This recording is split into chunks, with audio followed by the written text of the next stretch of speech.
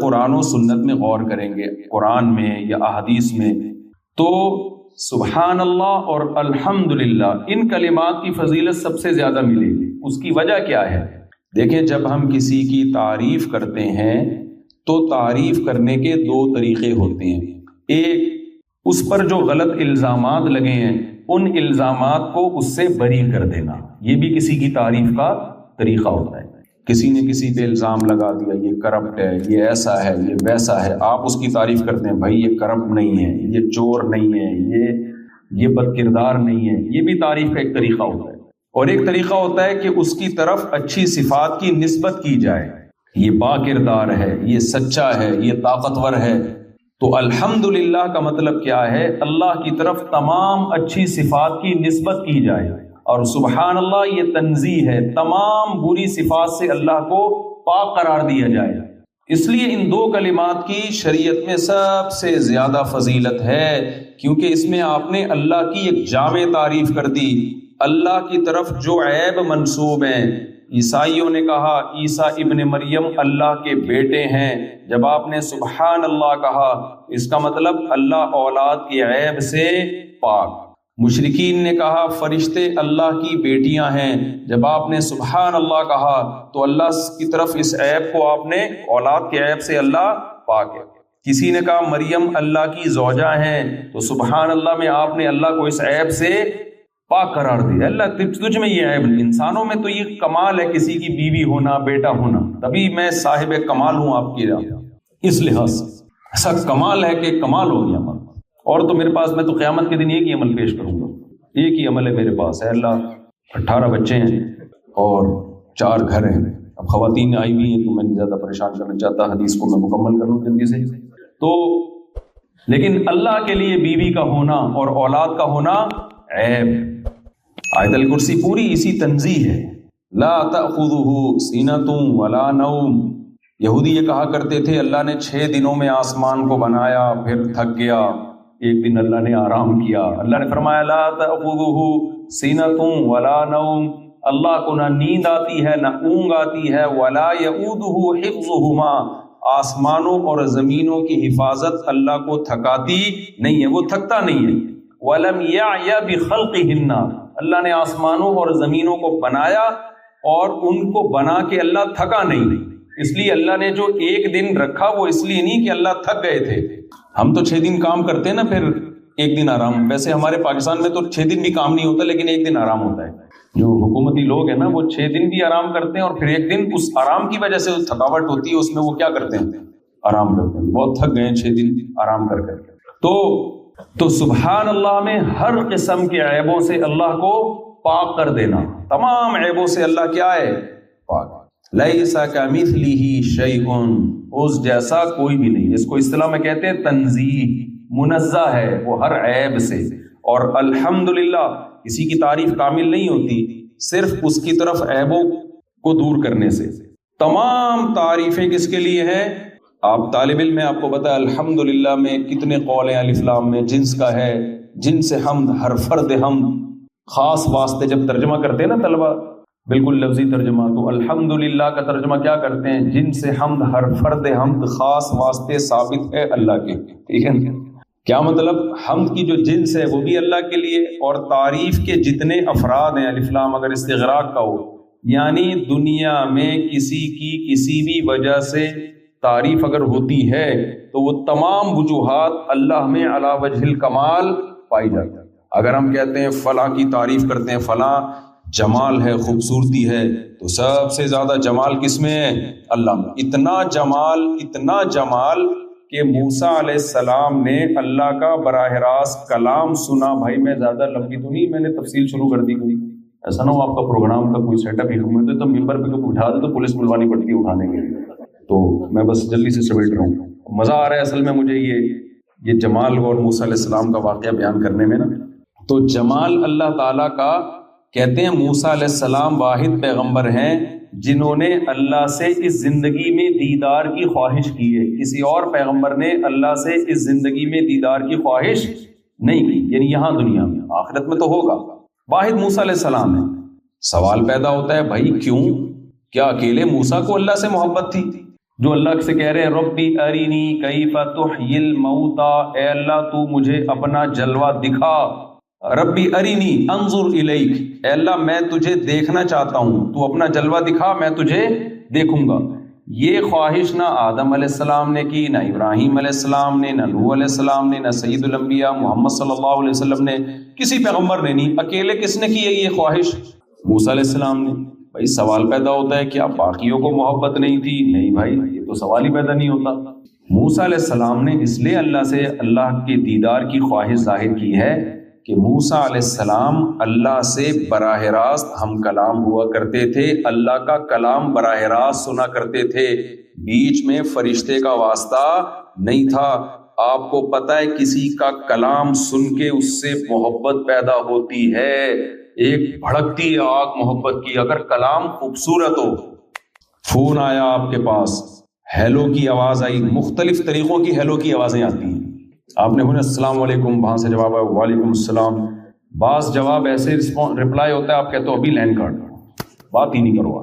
بعض دفعہ ایسی آواز آتی ہے وعلیکم السلام کی، انسان کہتا ہے بس اب فون کو رکھنا ہی نہیں۔ انسان کی فطرت ہے وہ اچھی آواز کی طرف مائل ہوتا ہے، اور جس کی آواز میں خوبصورتی ہو اس کے دیدار کی طرف بھی مائل ہوتا ہے، پھر وہ آواز سے محبت بڑھتی ہے، عشق بڑھتا ہے۔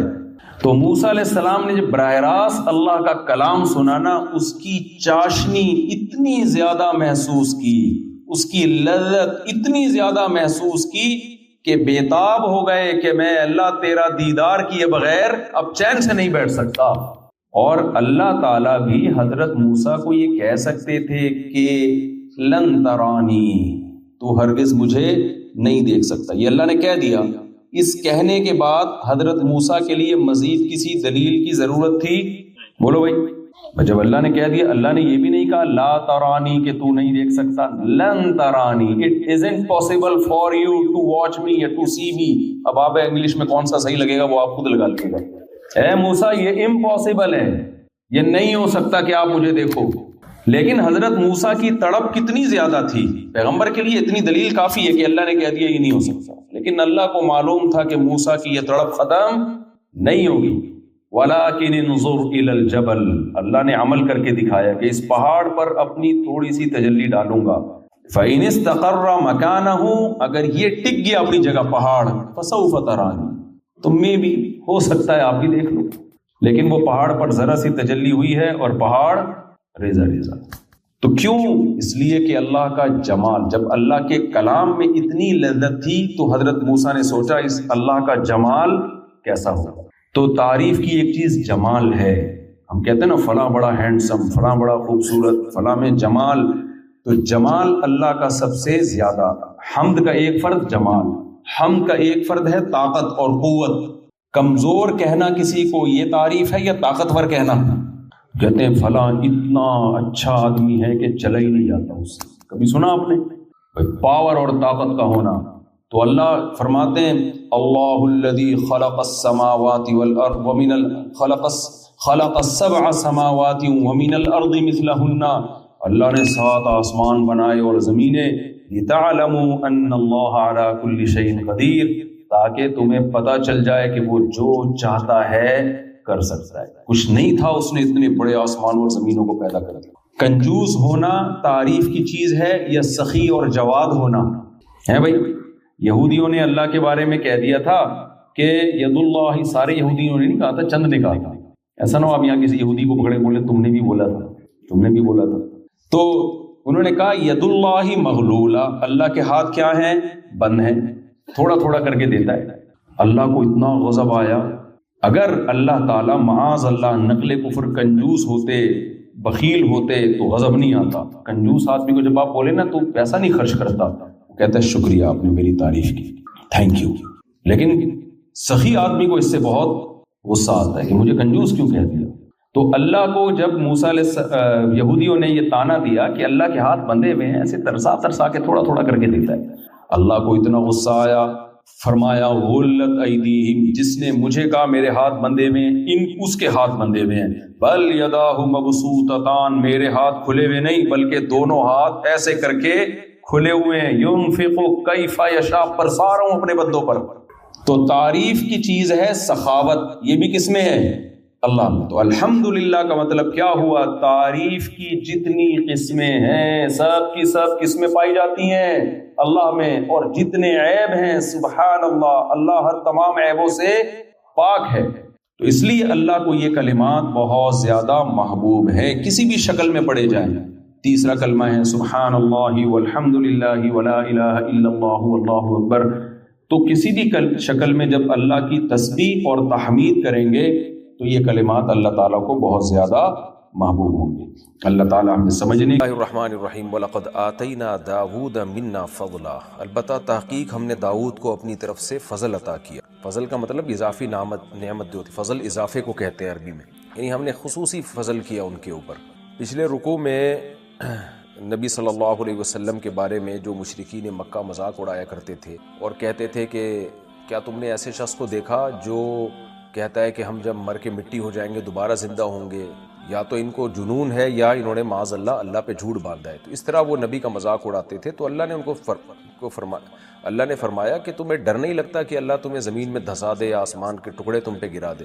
پھر اللہ نے فرمایا کہ جو ڈرنے والے لوگ ہیں، جو اللہ کی طرف انابت کرنے والے لوگ ہیں، وہ ان باتوں سے ڈرتے ہیں، وہ اللہ کے عذاب کا خوف دل میں رکھتے ہیں۔ تو اب اللہ تعالیٰ نے دو طرح کے لوگوں کا تذکرہ کیا کہ کچھ منیب لوگ جو اللہ سے ڈرنے والے ہیں، اور کچھ وہ لوگ جو منیب نہیں ہیں، جو اللہ کی طرف توجہ نہیں کرتے۔ اور دونوں واقعات میں جو چیز قدر مشترک ہے وہ یہ ہے کہ دونوں کو اللہ نے دنیاوی نعمتوں سے بہت نوازا تھا۔ تو ایک اللہ کے شکر گزار بنے اور ایک اللہ کے ناشکرے بنے۔ ایک آل داؤد اور آل سلیمان ہے اور ایک قوم سبا ہے۔ تو اللہ کہتے ہیں آل داؤد اور آل سلیمان اللہ کے شکر گزار بنے، ان کو بھی دنیا میں بڑی نعمتیں دی، بلکہ بہت زیادہ نعمتیں دی، ان کو تو قوم سبا سے بھی زیادہ نعمتیں دی۔ اور دوسری قوم سبا تھی جن کو داؤد اور سلیمان جیسی نعمتیں تو نہیں ملی، لیکن کم نعمتیں ان کو بھی نہیں ملی۔ تو داؤد اور سلیمان بے تحاشا نعمتوں میں بھی اللہ کو نہیں بھولے، اور قوم سبا وہ ان کی نسبت کم نعمتیں ملی لیکن اس میں بھی وہ اللہ کو بھول گئے اور ناشکری کی باتیں انہوں نے شروع کر دی۔ تو اب یہ دونوں کا واقعہ یہاں سے شروع ہو رہا ہے، پہلے داؤد علیہ السلام اور سلیمان علیہ السلام کا۔ اللہ فرماتے ہیں وَلَقَدْ آتَيْنَا دَاوُودَ مِنَّا فَضْلًا، البتہ تحقیق ہم نے داؤد کو اپنی طرف سے بہت فضل عطا کیا۔ وہ فضل میں روحانی برکتیں بھی تھیں اور مادی برکتیں بھی۔ تو روحانی برکتیں کیا تھیں؟ یا جبال اوبی ماہ والطیر، اے پہاڑو تم داؤد کے ساتھ بار بار اللہ کی تسبیح بیان کرو، اور اے پرندو تم بھی۔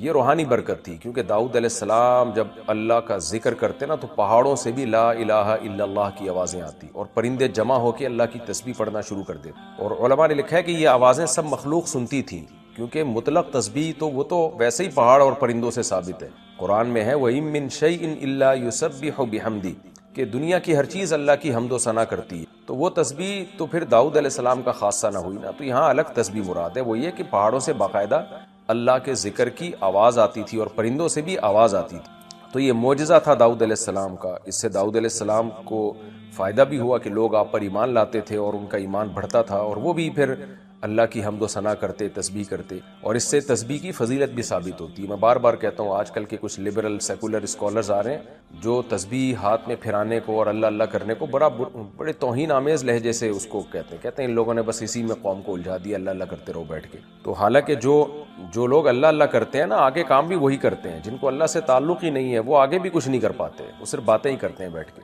تو اس لیے اللہ کا ذکر کرنا، زبان سے اللہ کے نام کو بار بار دہرانا، اس کی اسلام میں بہت فضیلت ہے۔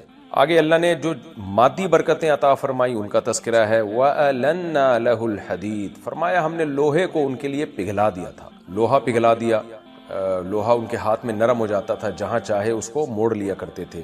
کیوں پگھلا دیا؟ اس وجہ سے کہ اَنِعْمَلْ سَابِغَاتٍ، اس لوہے سے اب آپ اپنے ڈیفنس کو، اپنے دفاع کو مضبوط کریں گے، آپ ایک بہت پاورفل ایک اسٹیٹ بنائیں گے جس کے پاس ایک مضبوط آرمی ہوگی، اور اس کے پاس ایک بہت زبردست اسلحہ ہوگا، اور اس کے پاس اپنے ڈیفنس کا انتظام بھی ہوگا، تاکہ آپ پوری دنیا میں اللہ کے نظام کو نافذ کر سکیں، لڑائی میں آپ کو شکست نہ ہو۔ اَنِعْمَلْ سَابِغَاتٍ، آپ زرہیں بنائیں، یعنی جنگی جو لباس ہوتا ہے، کہا جاتا ہے کہ جنگی لباس جو لوہے کا لباس پہنا جاتا ہے نا، آپ نے دیکھا ہوگا جو ہسٹوریکل موویز جن لوگوں نے دیکھی ہوئی ہیں کہ پہلے زمانے میں تلوار سے بچنے کے لیے کیسے بڑی بڑی جنگی لباس پہنے جاتے تھے، جنگی ٹوپیاں پہنی جاتی تھیں۔ خود غزوہ احد میں نبی صلی اللہ علیہ وسلم نے جنگی ٹوپی پہنی ہے، لوہے کی ٹوپی ہوتی تھی جو آپ کو تلوار اور تیر کے اور نیزے کے وار سے بچاتی تھی. تو کہا جاتا ہے کہ اس کے بانی داؤد علیہ السلام ہے. تو بڑی بڑی زرہیں بنائیں، وقدر فی السرد، اور جوڑنے میں ایک اندازہ سے کام لیں، یعنی ایک مینجمنٹ کے تحت جوڑیں. دیکھیں کچھ چیزیں ایسی ہوتی ہیں جو واقعہ کا بظاہر اہم پہلو نہیں ہوتی، لیکن اللہ اس کو ہائی لائٹ کرتا ہے، اس میں کوئی نہ کوئی بڑا سبق چھپا ہوا ہوتا ہے. اتنا کہہ دینا کافی تھا کہ آپ زرہیں بنائیں. ظاہر ہے جب ہم زرہیں بنائیں گے، جنگی لباس پہنائیں گے، تو ان کو سینا بھی تو پرونا بھی تو پڑے گا نا، کڑیوں سے جوڑنا پڑے گا تاکہ موویبل ہوں، وہ آسانی سے آپ کی باڈی کے ساتھ ایڈجسٹ ہو جائیں. لیکن اللہ نے الگ سے اس کا تذکرہ کیا کہ اس کے جوڑ میں انداز، یعنی اندازے کا مطلب یہ نہیں کہ اندازے سے کام لیں جس کو اردو میں کہا جاتا ہے اندازہ، بلکہ قدر کا مطلب باقاعدہ مینجمنٹ ہونی چاہیے. تقدیر عربی میں مینجمنٹ کو کہتے ہیں. آڑی ترچھی کڑیاں نہیں ہونی چاہیے، خاص اندازے کے تحت جو جس کے قد کے لحاظ سے جو زرہ بنائی جا رہی ہے تو اسی کے زرہ کے لحاظ سے وہ کڑیاں بہت ہی سوٹیبل ہونی چاہیے کہ کتنی موٹی ہوں، کتنی ان کی لمبائی ہو، اور کتنی وہ کرو ہوں، اور کس دھات سے بنائی جائیں وہ، اور کتنا ان کو فولڈ کیا جائے، اور ہر لحاظ سے، تاکہ بہت ہی آرام دہ لباس بن سکے. تو یہ اللہ کیوں بتا رہے ہیں؟ اس لیے کہ اللہ تعالیٰ کو ہر چیز میں مینجمنٹ پسند ہے. کوئی بھی کام جب آپ کریں تو ایکسیلنسی کے ساتھ کریں، اور جنگ میں ڈسپلن کی اور ایکسیلنسی کی فوج میں بہت زیادہ ضرورت ہوتی ہے. دنیا کی کامیاب فوجیں ہمیشہ ان میں ڈسپلن ہوتا ہے، ان کا ہر کام میں ایکوریسی ہوتی ہے. لیکن جہاں پینڈو پن ہوگا، جہاں کوئی ڈسپلن نہیں ہوگا، آڑا ترشا کام ہوگا، جیسے کہ آج ہمارے ہاں مسلمانوں میں ہو رہا ہے، تو فوج تو کسی حد تک اس بدنظمی سے بچی ہوئی ہے، لیکن جو عام ہمارے ملکوں کے حالات چل رہے ہیں وہ آپ دیکھ لیں، سب کے سامنے ہیں. تو اس سے قومیں ترقی سے رک جاتی ہیں. جاپان میں گیا تو میں نے وہاں دیکھا ان لوگوں میں کہ کس طرح ان لوگوں میں ڈسپلن ہے، اور جس چیز کو بھی وہ بناتے ہیں تو بہت ہی اس میں ایکوریسی پیدا کرنے کی کوشش کرتے ہیں، کام کو ٹرخاتے نہیں. تو اس آیت کا حاصل یہ ہوا کہ داؤد علیہ السلام سے اللہ کہہ رہے ہیں زرہیں بنائیں، لیکن اس میں جان چھڑانے والی کیفیت نہیں ہونی چاہیے کہ آپ ایک جنگی لباس بنا رہے ہیں، آپ ایک اسلحہ بنا رہے ہیں تو جان چھڑانے والا کام نہیں ہونا چاہیے جیسے کہ ہمارے یہاں ہوتا ہے. کوئی بھی کام ہو پوری توجہ کے ساتھ ہو، خاص طور پہ ڈیفنس میں تو بہت زیادہ توجہ کی ضرورت ہوتی ہے. تو اللہ کو وہ لوگ پسند نہیں ہے جو کوئی بھی کام کرتے ہیں ٹرخانے کے ساتھ کرتے ہیں. جیسے کہ ہماری قوم میں یہ بیماری پھیل گئی ہے، کسی آپ مزدور کو کوئی کام دے دیں تو وہ آپ سر پہ کھڑے ہو کر کام کروائیں گے تو شاید کو صحیح کر لیں، ورنہ کوئی بھی کام وہ ڈھنگ سے نہیں کرے گا. سیمنٹ بجری کو ملائے گا تو پانی صحیح نہیں اس میں حل کرے گا، سیمنٹ کم کر دے گا، بجری زیادہ کر دے گا، کوئی مینجمنٹ نہیں ہوتی ہے. تو درزی کو آپ کپڑے سینے کے لیے دے دیں، وہ آڑے ترچھے سی کے رکھ دے گا، وہ بھی کوئی محنت سے اور فوکس کر کے کام نہیں کرتا. کوئی بھی کام جب آپ کرتے ہیں تو یہی ہو رہا ہے ہماری سوسائٹی میں. کوئی ریسرچ کرتے ہیں تو اس میں جان نہیں کھپاتے، ادھوری تحقیقات لوگوں کے سامنے ڈال دیتے ہیں، پھر اس میں گمراہ کرتے ہیں. کہیں کوئی سیاسی تجزیہ کرنا، اس میں بھی کوئی محنت نہیں کرتے، بس چند ادھر کی صحافیوں کو سنا، کچھ ادھر کو سنا، اور ایک تجزیہ لوگوں کے سامنے پیش کر دیتے. تو اس لیے اللہ نے فرمایا کہ اللہ تعالیٰ کو ہر چیز میں جو ہے نا وہ ایکسیلنسی پسند ہے. کوئی بھی کام جب آپ کریں تو پوری توجہ کے ساتھ کریں. تو وقدر فی السرد، اے داؤد آپ ان کڑیوں کو جوڑنے میں خوب مینجمنٹ سے کام لیں. وَاعْمَلُوا صَالِحًا، اور عمل بھی آپ اچھا کریں. انی بما تعملون بصیر، میں تمہارے اعمال سے باخبر ہوں، دیکھ رہا ہوں کہ کیا کر رہے ہو. اس سے دیکھیں یہ بھی پتہ چلتا ہے کہ داؤد علیہ السلام اللہ کے پیغمبر بھی تھے اور کتنے پاورفل تھے، ان کی خلافت بھی قائم ہوئی، لیکن پھر بھی ڈیفنس پہ اللہ تعالیٰ ان کو کیسے ترغیبات دے رہی. لوہے کی زرہیں بنانی ہے اور پھر اسلحہ بنانا ہے، اور بہت ہی یعنی جو آپ کے بس میں ہے وہ چھوڑنا نہیں ہے. پھر آسمان سے اللہ کی مدد آئی. ہم اسباب اختیار کرتے نہیں ہیں اور اللہ پہ اعتماد اور توکل کر کے پوری قوموں کو جو ہے وہ دشمن کی بھینٹ چڑھا دیتے ہیں، اور پوری قوموں کو کے مستقبل کلرز ہیں. آپ دیکھیں جب آپ سفر کرتے ہیں نا پہاڑی علاقوں کا، بعض پہاڑ بہت خوبصورت نظر آتے ہیں، اور ایسے ان کے اندر راستے بنے ہوئے ہوتے ہیں، ٹکڑے جن کو قرآن کہہ رہا ہے، ایسے ان کے اندر نا دھاریاں ہوتی ہیں پہاڑوں میں، تو ایک عجیب ہی منظر دے رہے ہوتے ہیں. وہ فطرت کا ایک بہت حسن ہمیں نظر آ رہا ہوتا ہے اس میں. یہ بھی اللہ کی قدرت ہے کہ سنگ مرمر کے پہاڑ دیکھیں آپ، اور یاقوت اور مرجان کے پہاڑ ہیں، سرخ پتھر نکلتے ہیں اس کے اندر سے، اور کوئلے کے پہاڑ آپ دیکھ لیں کیسے سیاہ ہوتے ہیں وہ. تو ایک چیز ہے پہاڑ، اس میں کتنی مختلف قسمیں اس نے پیدا کر دی. وغرابیب سود، اسی طرح بالکل گہرے سیاہ پہاڑ.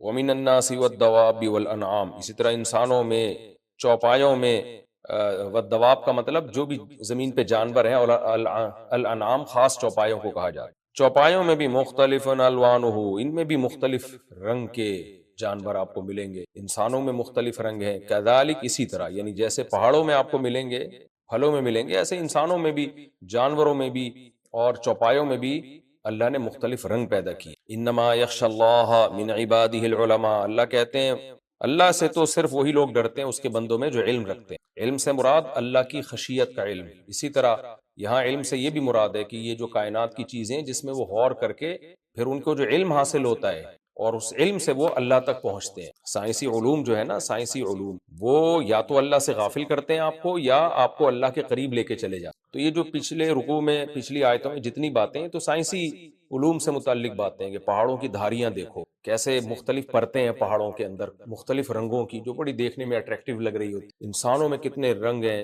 جینز کا فرق ہوتا ہے اس میں، جس کی وجہ سے کچھ لوگ انتہائی سیاہ ہوتے ہیں، کچھ انتہائی سفید ہوتے ہیں، کچھ سانولے کلر کے ہوتے ہیں۔ پھر جانوروں میں دیکھ لیں آپ، کس طرح مختلف بلیک کلر کے جانور ہیں، وائٹ کلر کے ہیں۔ وائٹ ہوتے ہیں تو ایسے وائٹ جیسے لگتا ہے کہ صرف سے ان کو دھویا گیا۔ سفید ریچھ کو آپ دیکھ لیں، سفید خرگوش کو آپ دیکھ لیں، کیسے وائٹ ہوتے ہیں۔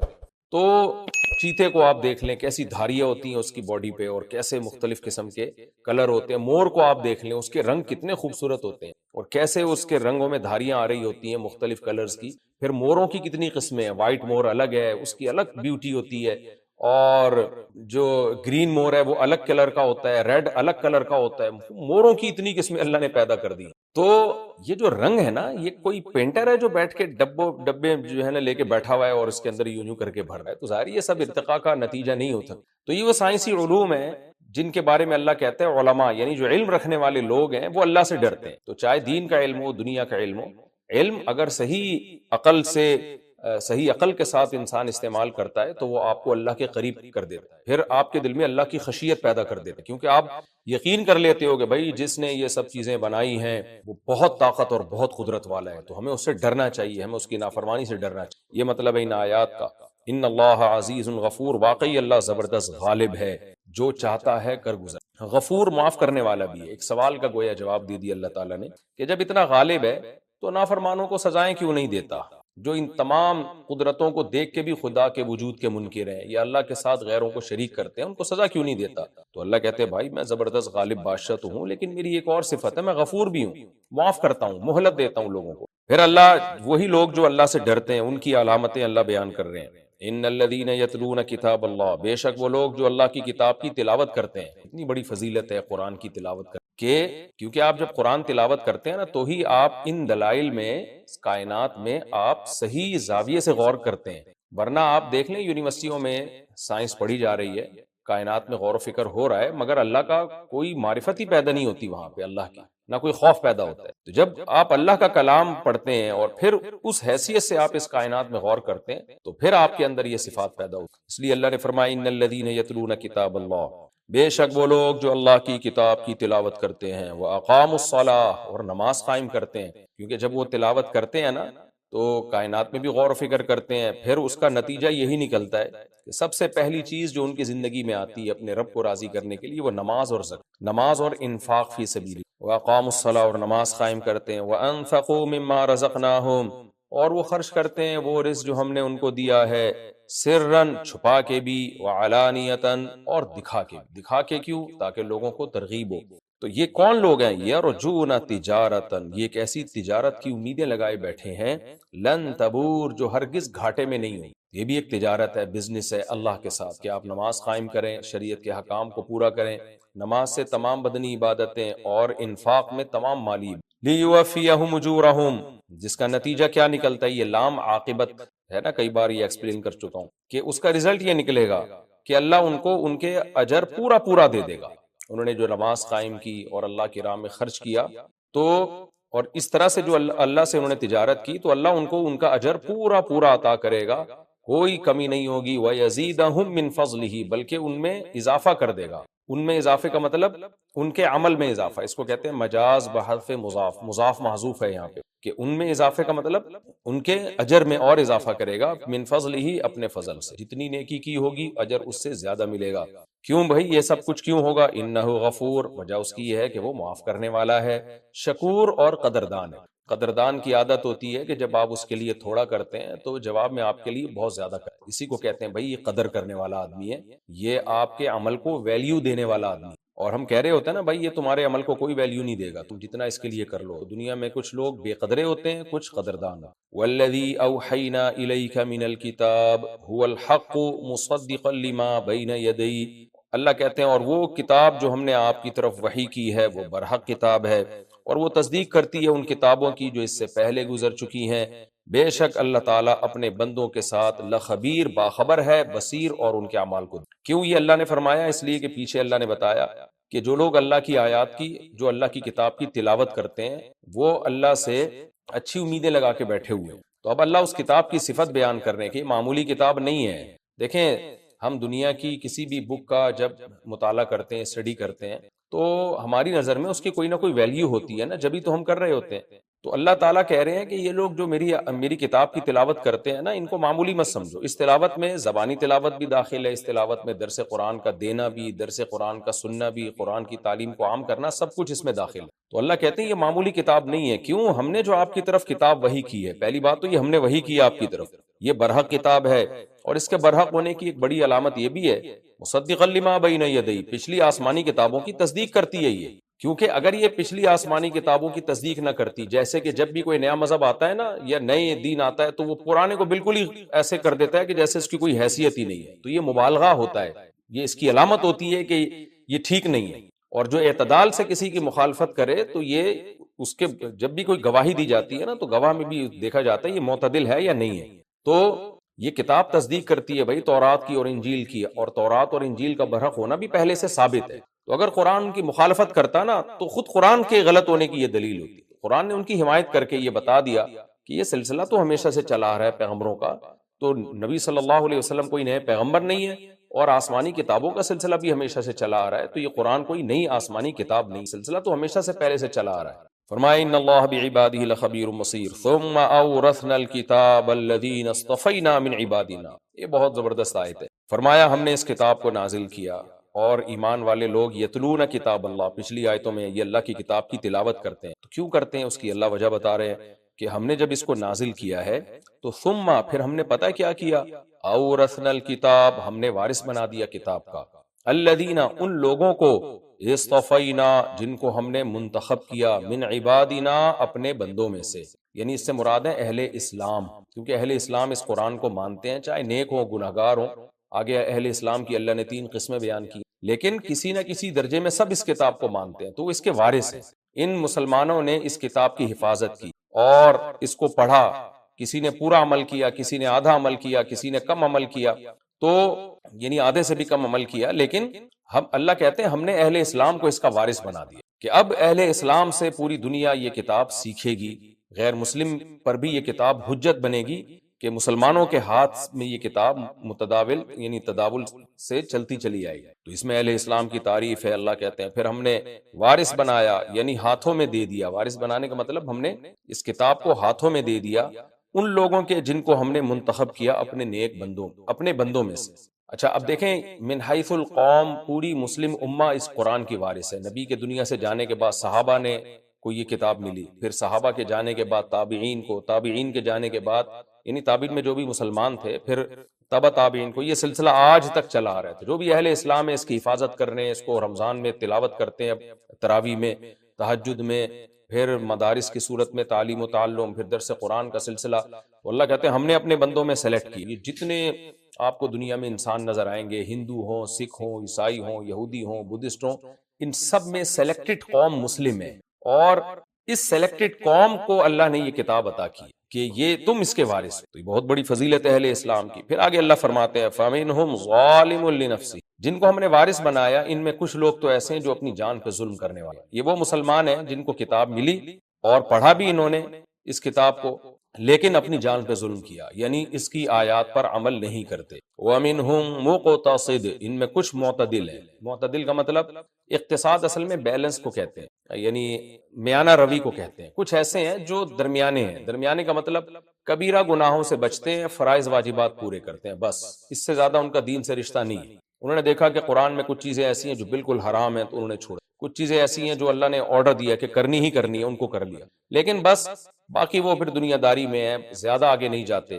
فرمایا وَمِنْهُمْ سَابِقٌ بِالْخَيْرَاتِ، لیکن ان اہل اسلام میں کچھ ایسے بھی ہیں جو نیکیوں میں ایک دوسرے سے بڑھ چڑھ کے سبقت کر رہے ہیں، بِإِذْنِ اللہ، اللہ کے اذن سے، اللہ کے حکم سے، یعنی ان کو اللہ نے ایسی توفیق دی ہے کہ وہ بہت زیادہ نیکیوں میں اور خیر میں آگے بڑھ رہے ہیں۔ اس آیت کا مصداق کئی بار میں بتا چکا ہوں، علماء بھی ہو سکتے ہیں جنہوں نے دین کے لیے اپنے آپ کو وقف کر دیا، مجاہدین ہیں جنہوں نے اپنی جان ہتھیلی پر رکھ کر اللہ کی راہ میں لڑتے ہیں، شہداء ہیں، اور جو بھی شخص جو دین کی خدمت میں مشغول ہے، نفلی عبادت کر رہا ہے، نفلی صدقات و خیرات کو اس نے فوکس کیا ہوا ہے، یعنی جو فرائض واجبات سے ہٹ کے کسی بھی طرح سے اضافی دین کی خدمت کر رہا ہو یا اللہ کی عبادت کر رہا ہو، وہ سب لوگ اس میں داخل ہیں۔ ظاہر ہے ان کے بھی پھر درجات میں فرق ہے۔ ذالک هو الفضل الکبیر، اللہ کہتے ہیں یہ بہت بڑا فضل، یہ بہت بڑا فضل ہے، یعنی اللہ کسی کو سابق بالخیرات بنا دے، یہ تھوڑا فضل نہیں ہے، یہ بہت بڑا فضل ہے۔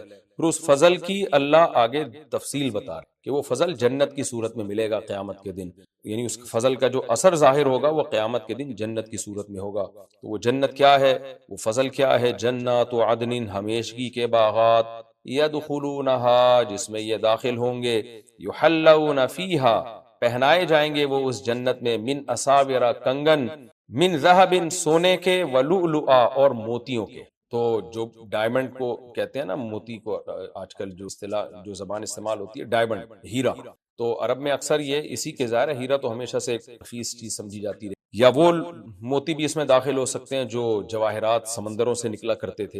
وَلِبَاسُهُمْ فِيهَا حَرِيرٌ، اور ان کا لباس اس جنت میں ریشم ہو۔ یہ بات صحیح حدیث سے، قرآن سے ثابت ہے کہ جنت میں مرد بھی زیور پہنے۔ وَقَالُوا الْحَمْدُ لِلَّهِ الَّذِي أَذْهَبَ عَنَّا الْحَزَنَ، اور یہ جنتی کہیں گے تمام تعریفیں اس اللہ کے لیے ہیں جس نے ہم سے غم کو دور۔ دنیا میں ظاہر ہے انسان پہ بہت سارے غموم ہوتے ہیں، بہت ساری فکریں ہوتی ہیں، پھر میدان حشر کی سختیاں ہیں، قبر کا عذاب ہے، تو جنت میں جانے کے بعد یہ کہیں گے ہمیشہ کے لیے ہم سے ہر قسم کا غم ختم ہو گیا۔ تو تمام تعریفیں اس اللہ کے لیے جس نے یہ غم ہم سے ختم کیا۔ ان ربنا، واقعی ہمارا رب، لغفور، معاف کرنے والا بھی ہے، شکور، قدردان بھی۔ پچھلی آیتوں میں اللہ نے وعدہ کیا تھا نا، اللہ نے اپنے بارے میں بتایا تھا کہ میں غفور بھی ہوں اور شکور بھی۔ تو ابھی تو ہم اللہ کے کہنے سے مان لیتے ہیں، لیکن جنت میں جانے کے بعد بزبان حال اقرار کریں گے اور دل کی گہرائیوں سے اقرار کریں گے، یعنی زبان سے بھی اور حال سے بھی۔ تو وہ کیا کہیں گے؟ واقعی ہمارا رب کیا ہے۔ انہ کا ترجمہ ہر جگہ یہ نہیں ہوتا کہ یقیناً یقیناً، بلکہ اردو میں اس کے لیے جو تاکید کے الفاظ استعمال ہوتے ہیں نا، ہم اردو میں وہ الفاظ استعمال کریں۔ تو واقعی ان ربنا، واقعی ہمارا رب، لغفور، معاف کرنے والا، کیونکہ ہم سے تو کچھ کوتاہیاں بھی ہوئی تھی، 100% کون ہے جو کہے کہ مجھ سے کبھی غلطی نہیں ہوئی، لیکن اللہ نے ہماری وہ غلطیاں بھی معاف کر دی، چھوٹی موٹی غلطیاں جو ہم سے ہوتی رہیں، یا کبھی کبیرہ گناہ ہوا ہم نے توبہ کر لی، تو اللہ اب ہمیں اس کی سزا نہیں دے رہا۔ تو واقعی ہمارا رب معاف کرنے والا، شکور، اور بڑا قدردان ہے۔ ہم نے تو اتنا کچھ نہیں کیا تھا، لیکن وہ تو ہمیں اس کا بہت بڑا بدلہ دے رہا ہے۔ الذی احلنا، یہ وہ رب ہے جس نے اتار دیا ہمیں دار المقامہ، قیام کی جگہ، یعنی جہاں ہم ہمیشہ قیام کریں گے، من فضلہ، یہ سب اس نے اپنے فضل سے کیا ہے۔ لا یمسنا فیہا نصب، ہمیں نہیں چھوئے گی اس میں کوئی تھکاوٹ، ولا یمسنا فیہا لغوب، اور نہ ہمیں اس میں کوئی سستی چھوئے گی۔ میں نے بتایا تھا نا، نصب کہتے ہیں تھکاوٹ کو، اور لغوب تھکاوٹ کا جو اثر ہوتا ہے کہ آپ کا کسی کام میں دل نہیں لگتا، طبیعت میں اکتاہٹ ہوتی ہے، تو اس تھکاوٹ کے اس اثر کو لغوب کہا جاتا ہے۔ والذین کفروا، اور وہ لوگ جنہوں نے کفر کیا، لہم نار جہنم، وہ بالکل اس کے برعکس ہوں گے، ان کے لیے جہنم کی آگ ہے، لا یقضى علیہم، نہ ان پر فیصلہ کیا جائے گا، فیموتوا، کہ وہ مر جائیں۔ کہتے ہیں نا فیصلہ کر دیا تو اب یہ مرے گا، اب تو یہ مرے گا، یعنی موت کا فیصلہ نہیں کیا جائے گا کہ وہ مر جائیں۔ ولا یخفف عنہم من عذابہا، اور نہ جہنم کے عذاب سے ان میں تخفیف کی جائے گی۔ کذالک نجزی کل کفور، ہر ناشکرے کو ہم اسی طرح بدلہ دیا۔ کافر کہتے ہیں ناشکرہ، کفران نعمت کا لفظ آپ نے سنا ہوگا نا، اصل میں کفر کہتے ہیں انکار کو، تو کافر کو ناشکرہ اس لیے کہتے ہیں کہ گویا بزبان حال وہ اللہ کی نعمتوں کا انکار کر رہا ہوتا ہے۔ تو جو آپ نے کسی پر احسان کیا اور اپنی قول سے یا عمل سے وہ انکار کر دے تو اس کو ناشکرہ ہی کہا جاتا ہے، تو اس لیے اس کو ناشکرہ بھی یعنی اس کا ترجمہ کیا جاتا ہے، اور کفور مبالغے کا صیغہ ہے، تو مراد بڑا ناشکر۔ ہم بڑے ناشکروں کو اسی طرح سے بدلہ دیا کرتے ہیں۔ وَهُمْ يَصْطَرِخُونَ فِيهَا، اور وہ چیخیں گے اس جہنم میں، کیا کہیں گے؟ رَبَّنَا أَخْرِجْنَا، اے ہمارے رب ہمیں نکال دے، نعمل صالحا، تاکہ ہم نیک عمل کریں، غیر الذی کننا نعمل، کننا نعمل جو عمل ہم کیا کرتے تھے، غیر الذی یہ اس کے علاوہ عمل ہوگا، یعنی کتنے دیکھیں ہوشیار ہو جائیں گے نا، کیونکہ ہر کافر جو ہے وہ اپنے برے عمل کو دنیا میں اچھا کہہ رہا ہوتا ہے، تو اس لیے قیامت کے دن وہ صرف یہ نہیں کہیں گے کہ اللہ ہمیں دنیا میں بھیج دے ہم اچھا عمل کریں گے، بلکہ اچھے عمل کو بڑی ڈیٹیل میں جا کے ایکسپلین کر رہے ہوں گے کہ وہ والا اچھا نہیں جو ہم دنیا میں کرتے تھے، وہ ہمیں پتہ چل گیا اچھا نہیں ہے، اس کے علاوہ ہم عمل کریں گے۔ اولم نعمرکم، اللہ کہتے ہیں ہم ان سے کہیں گے اولم، تو کیا ہم نے تمہیں، اور کیا ہم نے تمہیں، لم نعمرکم ہم نے تمہیں عمر نہیں دی تھی، عمرہ یعمرو کا معنی عمر دینا یا عمر میں اضافہ کرنا، اتنی عمر ہم نے تمہیں نہیں دی تھی، اتنی عمر یتذکر فیہ من تذکر، کہ نصیحت حاصل کر لیتا اس عمر میں وہ شخص، من تذکرہ جو نصیحت حاصل کر لیتا، یعنی نصیحت حاصل کرنا چاہتا۔ میں نے بتایا تھا نا فعل بول کر ارادہ فعل مراد ہوتا ہے بہت جگہ، جیسے قرآن میں آتا ہے یا ایھا الذین آمنوا اذا قمتم الی الصلاۃ، اے ایمان والو جب نماز کے لیے کھڑے ہو، فاغسلوا وجوہکم، تو اپنے چہروں کو دھو، تو اب جب کھڑے ہی ہو گئے تو کیا دھوئیں گے، یعنی کھڑے ہونے کا جب ارادہ کرو، تو اقامہ اقمتم فعل ہے، مراد اس سے اردتم القیام، یعنی فعل کا ارادہ ہے، تو یہاں بھی من تذکرہ سے مراد من اراد ان یتذکرہ، کہ کیا ہم نے تمہیں اتنی عمر نہیں دی تھی کہ جس میں نصیحت حاصل کر لیتا، من تذکرہ وہ جو نصیحت حاصل کرتا، کیا مطلب من اراد ان یتذکرہ، وہ جو ارادہ کرتا اس بات کا کہ نصیحت حاصل کر لے، یعنی وہ شخص جو نصیحت حاصل کرنا چاہتا۔ پچھلے رکوع میں نبی صلی اللہ علیہ وسلم کے بارے میں جو مشرکین مکہ مذاق اڑایا کرتے تھے اور کہتے تھے کہ کیا تم نے ایسے شخص کو دیکھا جو کہتا ہے کہ ہم جب مر کے مٹی ہو جائیں گے دوبارہ زندہ ہوں گے، یا تو ان کو جنون ہے یا انہوں نے معاذ اللہ پہ جھوٹ باندھا ہے، تو اس طرح وہ نبی کا مذاق اڑاتے تھے، تو اللہ نے ان کو اللہ نے فرمایا کہ تمہیں ڈر نہیں لگتا کہ اللہ تمہیں زمین میں دھسا دے یا آسمان کے ٹکڑے تم پہ گرا دے؟ پھر اللہ نے فرمایا کہ جو ڈرنے والے لوگ ہیں، جو اللہ کی طرف انابت کرنے والے لوگ ہیں، وہ ان باتوں سے ڈرتے ہیں، وہ اللہ کے عذاب کا خوف دل میں رکھتے ہیں۔ تو اب اللہ تعالیٰ نے دو طرح کے لوگوں کا تذکرہ کیا کہ کچھ منیب لوگ جو اللہ سے ڈرنے والے ہیں، اور کچھ وہ لوگ جو منیب نہیں ہیں، جو اللہ کی طرف توجہ نہیں کرتے، اور دونوں واقعات میں جو چیز قدر مشترک ہے وہ یہ ہے کہ دونوں کو اللہ نے دنیاوی نعمتوں سے بہت نوازا تھا، تو ایک اللہ کے شکر گزار بنے اور ایک اللہ کے ناشکرے بنے، ایک آل داؤد اور آل سلیمان ہے اور ایک قوم سبا ہے۔ تو اللہ کہتے ہیں آل داؤد اور آل سلیمان اللہ کے شکر گزار بنے، ان کو بھی دنیا میں بڑی نعمتیں دی، بلکہ بہت زیادہ نعمتیں دی، ان کو تو قوم سبا سے بھی زیادہ نعمتیں دی، اور دوسری قوم سبا تھی جن کو داؤد اور سلیمان جیسی نعمتیں تو نہیں ملی، لیکن کم نعمتیں ان کو بھی نہیں ملی۔ تو داؤد اور سلیمان بے تحاشا نعمتوں میں بھی اللہ کو نہیں بھولے، اور قوم سبا وہ ان کی نسبت کم نعمتیں ملی لیکن اس میں بھی وہ اللہ کو بھول گئے اور ناشکری کی باتیں انہوں نے شروع کر دی۔ تو اب یہ دونوں کا واقعہ یہاں سے شروع ہو رہا ہے، پہلے داؤد علیہ السلام اور سلیمان علیہ السلام کا۔ اللہ فرماتے ہیں وَلَقَدْ آتَيْنَا دَاوُودَ مِنَّا فَضْلًا، البتہ تحقیق ہم نے داؤد کو اپنی طرف سے بہت فضل عطا کیا۔ وہ فضل میں روحانی برکتیں بھی تھیں اور مادی برکتیں بھی۔ تو روحانی برکتیں کیا تھیں؟ یا جبال اوبی معہ والطیر، اے پہاڑو تم داؤد کے ساتھ بار بار اللہ کی تسبیح بیان کرو، اور اے پرندو تم بھی۔ یہ روحانی برکت تھی، کیونکہ داؤد علیہ السلام جب اللہ کا ذکر کرتے نا تو پہاڑوں سے بھی لا الہ الا اللہ کی آوازیں آتی، اور پرندے جمع ہو کے اللہ کی تسبیح پڑھنا شروع کر دیتے۔ اور علماء نے لکھا ہے کہ یہ آوازیں سب مخلوق سنتی تھی، کیونکہ مطلق تسبیح تو وہ تو ویسے ہی پہاڑ اور پرندوں سے ثابت ہے۔ قرآن میں ہے وَإِن مِّن شَيْءٍ إِلَّا يُسَبِّحُ بِحَمْدِهِ، کہ دنیا کی ہر چیز اللہ کی حمد و ثنا کرتی ہے، تو وہ تسبیح تو پھر داؤد علیہ السلام کا خاصہ نہ ہوئی نا، تو یہاں الگ تسبیح مراد ہے، وہ یہ کہ پہاڑوں سے باقاعدہ اللہ کے ذکر کی آواز آتی تھی اور پرندوں سے بھی آواز آتی تھی۔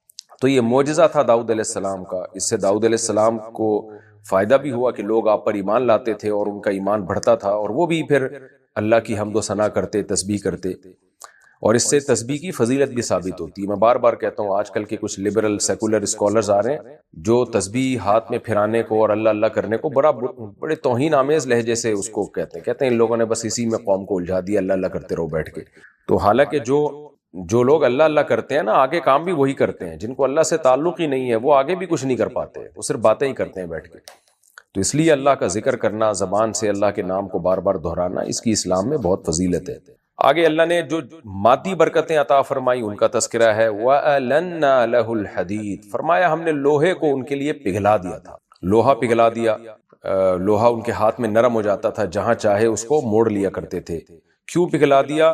اس وجہ سے کہ انعمل سابغات، اس لوہے سے اب آپ اپنے ڈیفنس کو، اپنے دفاع کو مضبوط کریں گے. آپ ایک بہت پاورفل ایک اسٹیٹ بنائیں گے جس کے پاس ایک مضبوط آرمی ہوگی، اور اس کے پاس ایک بہت زبردست اسلحہ ہوگا، اور اس کے پاس اپنے ڈیفنس کا انتظام بھی ہوگا، تاکہ آپ پوری دنیا میں اللہ کے نظام کو نافذ کر سکیں، لڑائی میں آپ کو شکست نہ ہو. انعمل سابغات، آپ زرہیں بنائیں، یعنی جنگی جو لباس ہوتا ہے. کہا جاتا ہے کہ جنگی لباس جو لوہے کا لباس پہنا جاتا ہے نا، آپ نے دیکھا ہوگا جو ہسٹوریکل موویز جن لوگوں نے دیکھی ہوئی ہیں کہ پہلے زمانے میں تلوار سے بچنے کے لیے کیسے بڑی بڑی جنگی لباس پہنے جاتے تھے، جنگی ٹوپیاں پہنی جاتی تھیں. خود غزوہ احد میں نبی صلی اللہ علیہ وسلم نے جنگی ٹوپی پہنی ہے، لوہے کی ٹوپی ہوتی تھی جو آپ کو تلوار اور تیر کے اور نیزے کے وار سے بچاتی تھی. تو کہا جاتا ہے کہ اس کے بانی داؤد علیہ السلام. تو بڑی بڑی زرہیں بنائیں، وقدر فی السرد، اور جوڑنے میں ایک اندازہ سے کام لیں، یعنی ایک مینجمنٹ کے تحت جوڑیں. دیکھیں کچھ چیزیں ایسی ہوتی ہیں جو واقعہ کا بظاہر اہم پہلو نہیں ہوتی، لیکن اللہ اس کو ہائی لائٹ کرتا ہے، اس میں کوئی نہ کوئی بڑا سبق چھپا ہوا ہوتا ہے. اتنا کہہ دینا کافی تھا کہ آپ زرہیں بنائیں. ظاہر ہے جب ہم زرہیں بنائیں گے، جنگی لباس پہنائیں گے، تو ان کو سینا بھی تو پرونا بھی تو پڑے گا نا، کڑیوں سے جوڑنا پڑے گا تاکہ موویبل ہوں، وہ آسانی سے آپ کی باڈی کے ساتھ ایڈجسٹ ہو جائیں.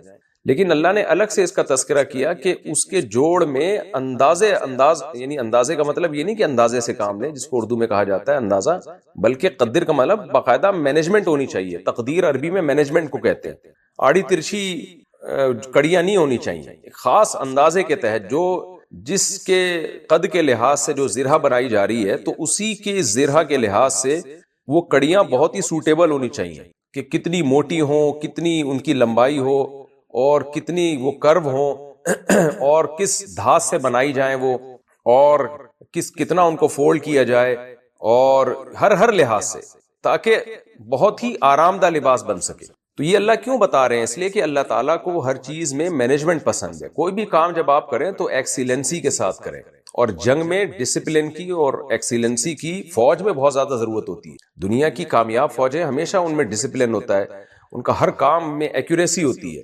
لیکن جہاں پینڈو پن ہوگا، جہاں کوئی ڈسپلن نہیں ہوگا، آڑا ترشا کام ہوگا، جیسے کہ آج ہمارے ہاں مسلمانوں میں ہو رہا ہے، تو فوج تو کسی حد تک اس بدنظمی سے بچی ہوئی ہے، لیکن جو عام ہمارے ملکوں کے حالات چل رہے ہیں وہ آپ دیکھ لیں، سب کے سامنے ہیں، تو اس سے قومیں ترقی سے رک جاتی ہیں. جاپان میں گیا تو میں نے وہاں دیکھا ان لوگوں میں کہ کس طرح ان لوگوں میں ڈسپلن ہے، اور جس چیز کو بھی وہ بناتے ہیں تو بہت ہی اس میں ایکوریسی پیدا کرنے کی کوشش کرتے ہیں، کام کو ٹرخاتے نہیں.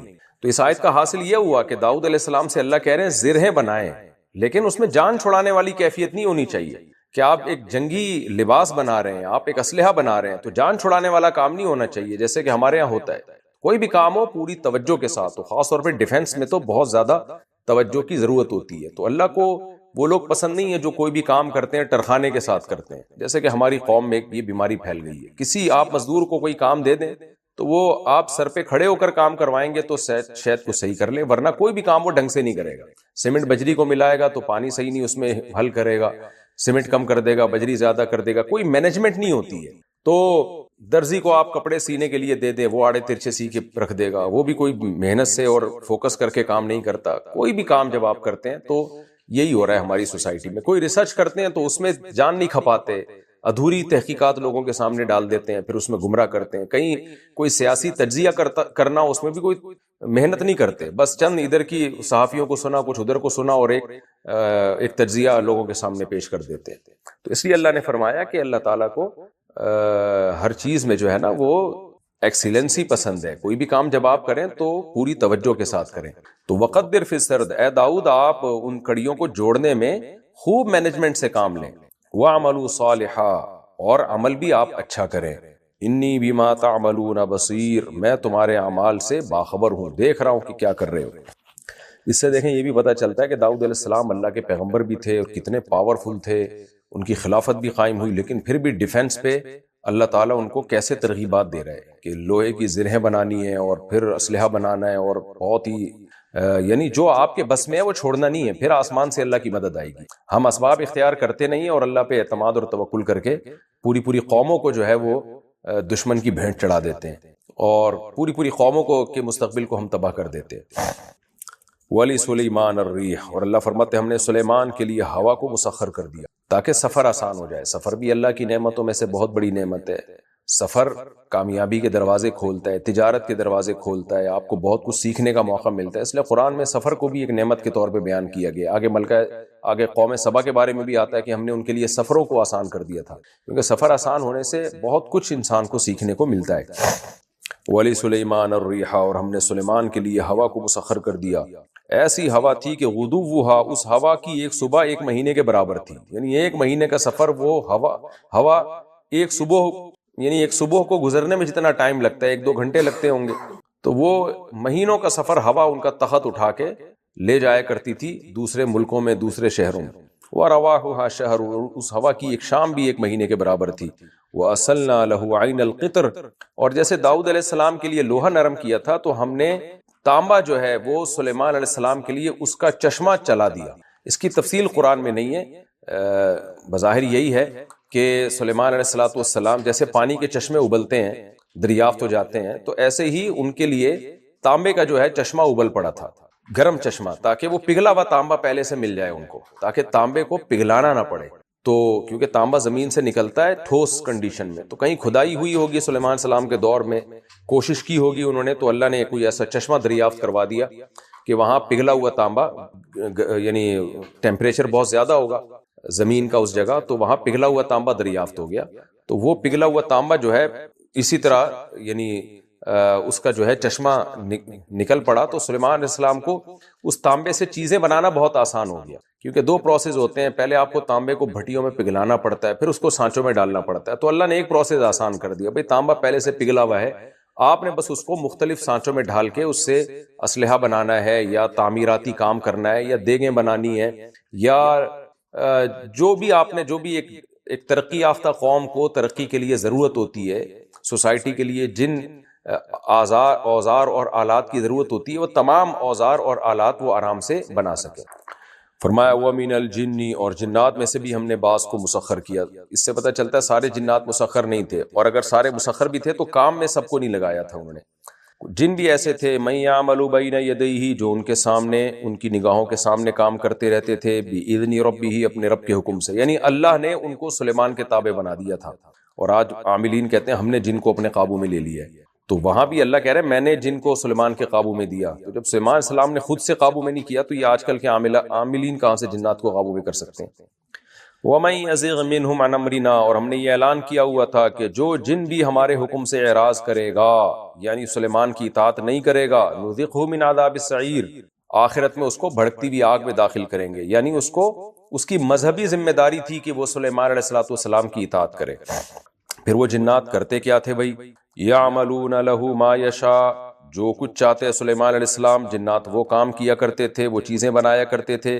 سلیمان علیہ السلام کیا کیا بنوایا کرتے تھے ان میں سے چند چیزوں کا اللہ نے ذکر کیا، کیونکہ سلیمان علیہ السلام کی حکومت تھی ایک اسٹیبل گورنمنٹ کے لیے، ایک پاورفل گورنمنٹ کے لیے سب سے پہلے ایک اسٹیبل آرمی کی ضرورت ہوتی ہے، اور آرمی کی بیسک ضرورات کو پورا کرنے کی ضرورت ہوتی ہے۔ تو بہت بڑی فوج تھی، تو اس لیے سلیمان علیہ السلام ان کے ذریعے کیا بناتے؟ من محاریب، بڑے بڑے محلات بناتے تھے۔ وہ محلات قلعے بھی ہو سکتے ہیں جہاں اپنی فوج کو محفوظ رکھ سکیں، اور وہ محلات بلڈنگیں بھی ہو سکتی ہیں کسی بھی ضرورت کے لیے۔ تو اب وہ ضرورت کا اللہ نے بیان نہیں کیا، لیکن ظاہر ہے جب کوئی آپ مضبوط ریاست بناتے ہیں تو یہ ساری چیزیں، دفاتر بھی ہو سکتے ہیں، وہ تو مضبوط عمارتیں بنایا کرتے تھے۔ وَتَمَاثِيلَ، اور تصویریں۔ اب تمثال کا لفظ مطلق تصویر کو کہتے ہیں، کسی بھی چیز کو دیکھ کے جب آپ کاپی کر کے اس جیسی شبیہ بناتے ہیں اس کو تمثال کہتے ہیں، چاہے وہ جسم والی ہو یا دیوار پر ہو۔ تو اب بعض حضرات اس طرف گئے ہیں کہ یہ جاندار تصویر تھی، بعض اس طرف گئے ہیں بے جان تصویر تھی۔ تو خوب سمجھ لیں کہ تمثال جاندار تصویر کو نہیں کہتے، مطلق تصویر کو کہتے ہیں، چاہے وہ جاندار کے چہرے کی ہو یا بے جان چیزوں کی ہو۔ تو یہ جو بعض لوگوں نے اس سے استدلال کیا نا کہ تصویر سازی اسلام میں جائز ہے، یہ استدلال بالکل غلط ہے، اس لیے کہ تمثال کا اطلاق مطلق تصویر پر ہوتا ہے، تو اس میں جاندار کی تصویر بھی داخل ہو سکتی ہے، بے جان بھی۔ تو ہمیں حدیث سے پتہ چلتا ہے کہ تصویر حرام ہے، تو اس سے پتہ چلتا ہے کہ یہ تصویر ظاہر سلیمان علیہ السلام حرام کام کیوں کریں گے، تو اس سے پتہ چلتا ہے کہ بے جان چیزوں کی تصویریں تھیں۔ اس کا مقصد کیا ہوتا تھا؟ کسی چیز میں خوبصورتی پیدا کرنا، حسن پیدا کرنا، یعنی زینت بھی اسلام میں جائز ہے نا۔ تو ایسی تصویریں بنایا کرتے تھے درختوں کی، اور مختلف یادگار کی طور پہ کوئی تصویریں ہوتی ہوں گی، وہ تصویریں بنایا کرتے تھے. اس میں کیا حکمت تھی قرآن نے بیان نہیں کیا. زینت بھی مقصود ہو سکتی ہے، جب آپ پینٹنگ کرتے ہیں تو اس سے دیواروں میں پردوں میں ایک زینت پیدا ہو جاتی ہے، تو کوئی بھی تصویریں تھی وہ بہرحال بنایا کرتے تھے. اور بعض علماء اس کے قائل ہیں کہ بھئی ہو سکتا ہے یہ جاندار کی تصویریں، اور ہو سکتا ہے اس وقت اس امت میں تصویر سازی حرام نہ ہو، ہماری امت میں تصویر سازی کو حرام قرار دیا. تو یہ جواب بھی دیا گیا ہے، لیکن یہ تھوڑا کمزور جواب ہے، اس لیے کہ ہم اگر پچھلی کتابیں دیکھتے ہیں تو اور تاریخ اٹھا کے دیکھتے ہیں تو ہمیں بہت سارے قرائن ملتے ہیں کہ تصویر سازی صرف اسلام میں حرام نہیں ہے، تمام آسمانی مذہبوں میں تصویر سازی حرام رہی ہے. حضرت مفتی تقی عثمانی صاحب نے اس پر ایک بڑی زبردست تحریر لکھی ہے، میں نے تقریباً 20-25 سال پہلے پڑھی تھی، اس میں حضرت نے حوالے دیے تھے. تو اب اس حوالوں کا تذکرہ کرنے کی ضرورت اس لیے نہیں کہ یہ ٹاپک بہت اہم نہیں ہے.